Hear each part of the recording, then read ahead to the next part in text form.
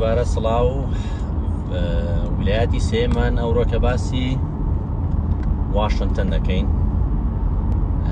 لە ئەمریکا ویلایەتی واشنگتن هەیە، مقاطعی واشنگتن هەیە. ویلایەتی واشنگتن تەمانەوە با بڵێن بایدن لێدا دەنیشی، بەڵام ویلایەتی واشنگتن کە لە ئەمریکا بە واشنگتن سیاتل مەشهورە یاخود واشنگتن ستیت، ویلایەتێکی گەورەیە، وەکو مەساحەش گەورەیە، زۆر گەورەیە، یەک لە ویلایەتە گەورەکانە. عدد سکانی 7 ملیۆن و 7 ملیۆن و نیو دەبی، 7 ملیۆن و 600,000 کەسی. بە گرین ستیت مەشهورە، ئەویش ویلایەتەکە بارانی زۆرە، ویلایەتەکە دایمەن نەرمە بارانەشی هەیە. شتی خۆشی تێدایە، بە ناویدا چوومە، من ڤیدیۆەکان تەواوی دەکەم دایدەنێم.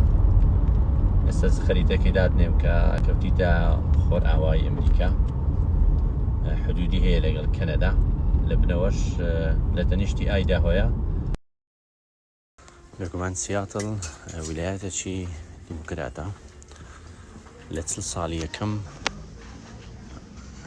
کۆماری بوون، بەڵام بوونە دیموکراتی. شوێنەکە عاسیمەکەی ناوی ئۆلۆمپیایە، شارەکی نوعاً گچکەیە، بەڵام شارە گەورەکەی ناوی سیاتڵە، زۆر معروفە شاری سیاتل. چەند شتێکەیە لە ناو شاری سیاتل، ئەوانە قەبرەکەی بروسلی لەوێن دەرە، لە ڤیدیۆیەکدام نایە، قەبرەکەی بروسلی و کوڕەکەی هەردووچیان لەوێن دەرن. شەریکەی بۆوینگی تایارە دروستکردن هەر لەوێن دەرە.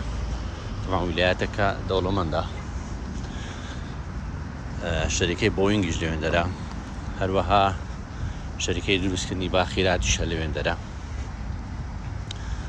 گەورەترین چەرخوفەلەقی لێیە لە هەموو ئەمریکا، و برنترین بورجێکی لێیە. چوومەتە سەر بورجەکەش، ڤیدیۆم کردە، ڤیدیۆکەش دادەنێم ئینشاڵڵا.